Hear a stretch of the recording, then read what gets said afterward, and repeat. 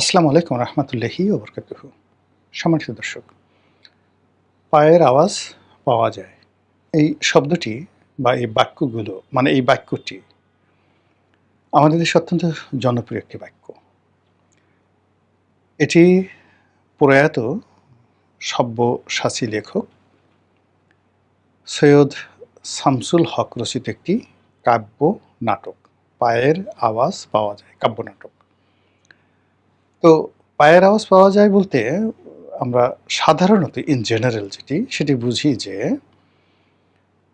খুব দৃঢ়তার সাথে একটা আওয়াজ, পায়ের আওয়াজ যদি ইতিবাচক অর্থে আপনি ধরেন, তাহলে বিপ্লবীদের পায়ের আওয়াজ। অন্যায় চলে, অবিচার চলে, অনাচার চলে, ঠিক সেই সময় যখন বিপ্লবীরা তারা আওয়াজ তুলে, চল চল চল, ঊর্ধ্ব গগনে বাজে মাদল, এরকম একটা রণসঙ্গীত গেয়ে গেয়ে মার্চ করতে করতে আসে, তখন আমরা গর্ব ভরে বলি পায়ের আওয়াজ পাওয়া যায়। কিন্তু সে পায়ে যখন বুট থাকে এবং এই আওয়াজটি যখন নেতিবাচক অর্থে ধরা হয়, তখন মনে করা হয় যে আমাদের কপাল পুড়তে যাচ্ছে, আমাদের পিঠে চাবুক পড়তে যাচ্ছে। ফলে যখন বুটের আওয়াজ পাওয়া যায়, বুটযুক্ত পায়ের আওয়াজ পাওয়া যায়, তখন ধরে নেওয়া হয় যে একটা মিলিটারি শাসন বা একটা মার্শাল ল অনিবার্য হয়ে যাচ্ছে। তো মোটামুটি পায়ের আওয়াজ বলতে এই দুটো জিনিসকে আমরা বুঝে আসছি। এর বাইরে আমরা যে শব্দগুলো আজকের শিরোনামে ব্যবহার করেছি, সেটা হলো কিসের আওয়াজ পাওয়া যায়। চারিদিকে শুধু ফিসফাস আর বড় বড় দীর্ঘশ্বাস। এই বিষয়টি নিয়ে আলোচনা করব। কাজে এখানে কোনো পায়ের আওয়াজ পাওয়া যাচ্ছে না। আমার প্রশ্ন, আপনি কি কোনো আওয়াজ শুনতে পাচ্ছেন? আপনি কি কোনো আওয়াজ শুনতে পাচ্ছেন? আওয়াজ মিনস দ্য সাউন্ড। এই পৃথিবীর সবচেয়ে আকর্ষণীয় বস্তু হলো সাউন্ড, রিদম। সেটা যে কোনো ফর্মেই হোক না কেন। যতক্ষণ পর্যন্ত সাউন্ড আছে, এই পৃথিবী ততক্ষণ পর্যন্ত আছে। আর যতক্ষণ পর্যন্ত সাউন্ড থাকবে না কোনো একটা জায়গাতে, সেখানে কোনো প্রাণী বসবাস করতে পারবে না। অর্থাৎ বাতাস না থাকলে সাউন্ড থাকবে না। যেখানে বাতাস নেই, এরকম একটা ঘরে আপনি জোরে জোরে চিৎকার করেন, আপনার একদম পাশে দাঁড়িয়ে থাকা সেই মানুষটি শুনতে পাবে না। একেবারে কানের কাছে নিয়ে আপনি জোরে চিৎকার করে যদি বলেন বাঁচাও, রুমে যদি বাতাস না থাকে, কেউ শুনতে পাবে না আপনার কথা। কাজেই আপনি বুঝতে পারেন যে সাউন্ড শব্দটি বা সাউন্ড আপনার জন্য কতটা গুরুত্বপূর্ণ। এই পৃথিবী তৈরি হয়েছে সাউন্ড দিয়ে, বিগ ব্যাং। সে বিরাট একটা সিঙ্গার ফুক আমরা যেভাবে বলি, বিজ্ঞান সেটাকে বিগ বাং বলছে। এই একটি শব্দ থেকে একটা যেটিকে বলা ঈশ্বর কণা, ছোট একটি পরমা অণু, সেটি ভেঙে, আপনি তো পদার্থের সবচেয়ে ক্ষুদ্রতম অংশকে বলা হয় অণু, সেই অণু ভেঙে এই মহাবিশ্ব তৈরি হয়েছে। তো বুঝেন যে শব্দ কত প্রবল, যে একটা অণুকে হিমালয় বানিয়ে ফেলেছে। অণুকে নয়, অণুর লক্ষ লক্ষ ট্রিলিয়ন ট্রিলিয়ন ভাগের এক ভাগ অংশ দিয়ে একটি হিমালয় তৈরি হয়েছে, একটি প্রশান্ত মহাসাগর তৈরি হয়েছে, একটি গ্যালাক্সি নক্ষত্রমণ্ডলী তৈরি হয়েছে ট্রিলিয়ন ট্রিলিয়ন, একটা অণুর ট্রিলিয়ন ট্রিলিয়ন ভাগের এক ভাগ দিয়ে। আবার যখন কম্প্রেসড করা হবে, আল্লাহ যদি চায়, তাহলে সমস্ত তার সৃষ্টিকে আবার সে একটি অণুর মধ্যে, যেটা ঈশ্বর কণা, সেটার মধ্যে ঢুকিয়ে ফেলতে পারবেন। এই হলো মহাজাগতে শব্দের গুরুত্ব। এই পৃথিবী ধ্বংস হয়ে যাবে শব্দের মাধ্যমে। হযরত ইসরাফিল আলাইহিস সালাম সিংহায় ফুঁক দিবেন, বজ্র নিনাদ, এত জোরে শব্দ হবে, সেই শব্দে পৃথিবীর সমস্ত মাধ্যাকর্ষণ মহাকর্ষণ তছনছ হয়ে যাবে। সমস্ত বস্তু তার ওজন হারাবে। বড় বড় পাহাড় পর্বতগুলো তারা তুলোর মতো উঠতে থাকবে, এবং মানুষ, আপনি বুঝেন, যেখানে হিমালয় উঠতে থাকবে তুলার মতো, আপনি আমি কি অবস্থা হবে? ধুলাবালির পর্যায়ে আমরা থাকবো না, কিয়ামত সংঘটিত হয়ে যাবে। তো কাজেই আপনি যখন একটি রাষ্ট্র, একটি সমাজে প্রপার ওয়েতে শব্দ শুনতে পাবেন। ইট মিনস সেই রাষ্ট্রটা জীবিত আছে, বেঁচে আছে, সঠিক ওয়েতে আছে। আমার শুধু প্রশ্ন, আপনি এই রাষ্ট্রে 2026 সনের জুলাই মাসে কি কি শব্দ শুনতে পাচ্ছেন? Is it proper? এগুলো কি সঠিক? এই শব্দগুলো কি আপনাকে আশা জাগাচ্ছে? বা আপনি কি আদৌ কোনো শব্দ শুনতে পাচ্ছেন যে শব্দ আপনাকে বেঁচে থাকার প্রেরণা যোগাচ্ছে?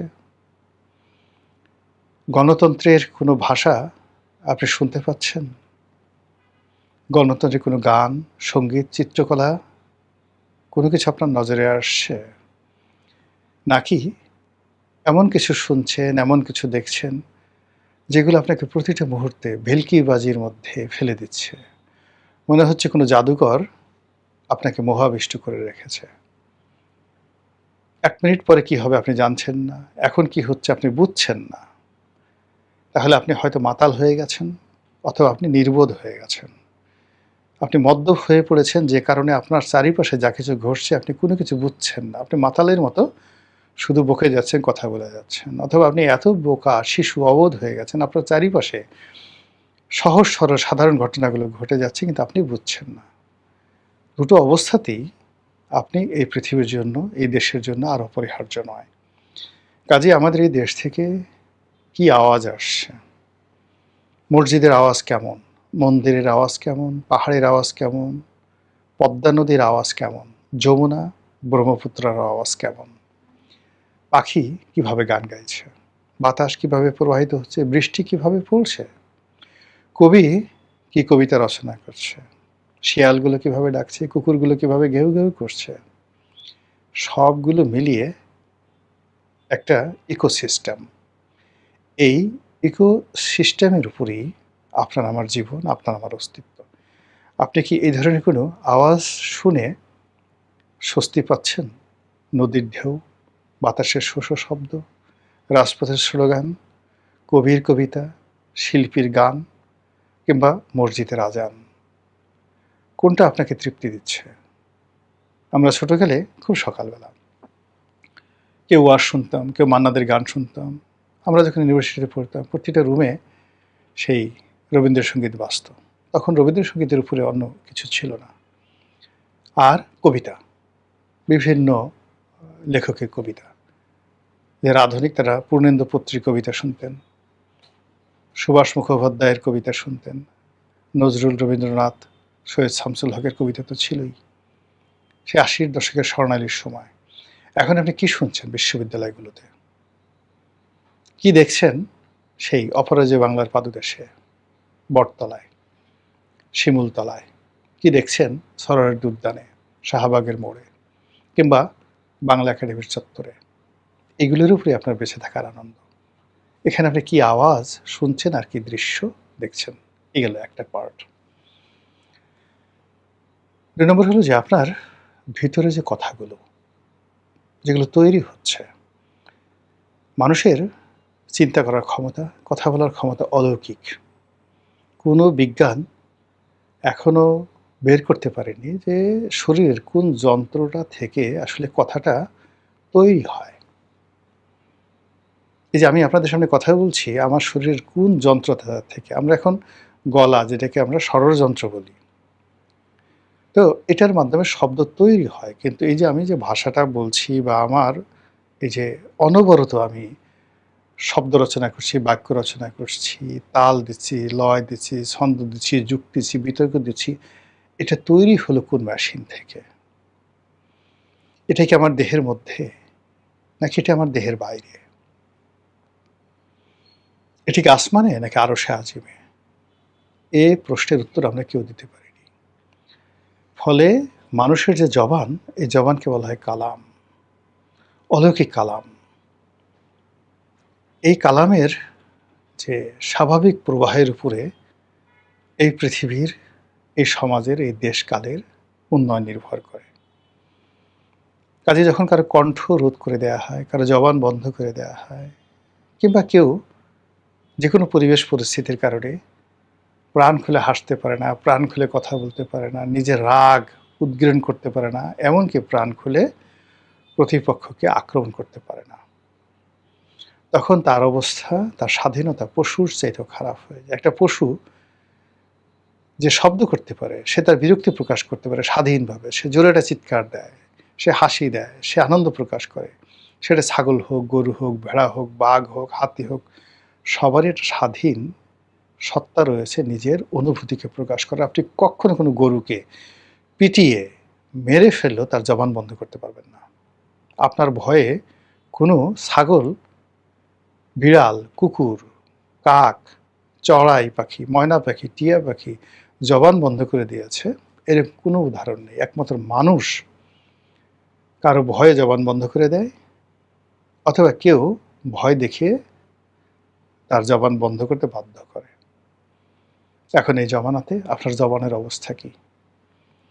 আপনি কি প্রাণ খুলে সব কথা বলতে পারছেন, না ফিস ফিস করে ফুসফাস করে কথা বলছেন? যদি বলতে পারেন আপনি ভালো আছেন, আর যদি ফিসফাস করে কথা বলতে হয় আপনাকে, তাহলে ওই যে কিসের আওয়াজ পাওয়া যায়, যদি ধরে নিতে হবে আপনি কোনো আওয়াজই পাচ্ছেন না এবং আপনি পতনের অতলান্তে চলে যাচ্ছেন। এবার তৃতীয় প্রসঙ্গে আসি, দীর্ঘশ্বাস। মানুষ কখন দীর্ঘশ্বাস ফেলে? যখন সে নিজেকে আর মানুষ মনে করে না, নিজেকে ব্যর্থ মনে করে, নিজেকে নিয়ে সে আর কোনো স্বপ্ন দেখতে পারে না।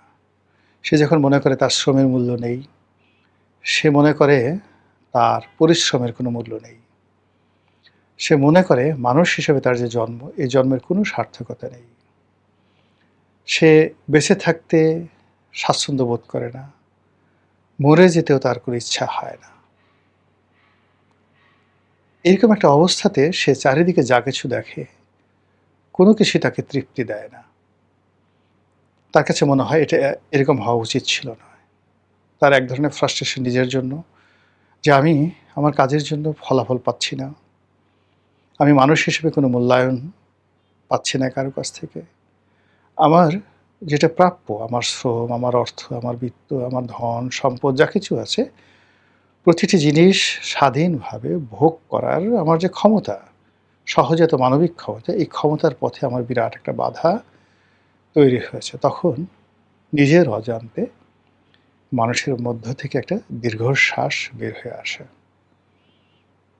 যখন দীর্ঘশ্বাস বের হয়, ধরে নিতে হবে যে সমাজে, যে রাষ্ট্রে নাগরিকদের এরকম দীর্ঘশ্বাস বেশি হয়, ওই সমাজের সব কিছু কার্বন ডাই অক্সাইড বলা হবে না, কার্বন মনোঅক্সাইড, মানে কার্বন ডাই অক্সাইড বিষাক্ত, এর মধ্যে পড়লে আপনি মরে যাবেন, আর মনোঅক্সাইড আরও বিষাক্ত।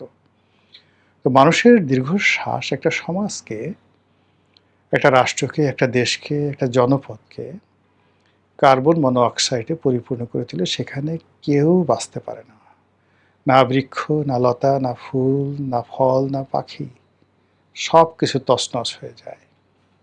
সেই দিক থেকে এখন এই বাংলায় আপনি কি দীর্ঘশ্বাস ছাড়ছেন, নাকি প্রাণ খুলে বলছেন আলহামদুলিল্লাহ আলা কুল্লি হাল? আল্লাহ, শেখ হাসিনার 15 বছরের দুঃশাসন গেছে, আওয়ামী লীগের কর্তৃত্ববাদী শাসন গেছে, ছাত্রলীগ গেছে, যুবলীগ গেছে, তুমি আল্লাহ আমাদেরকে শেখ হাসিনার পরিবর্তে রাষ্ট্রনায়ক তারেক রহমান সাহেবকে দিয়েছ।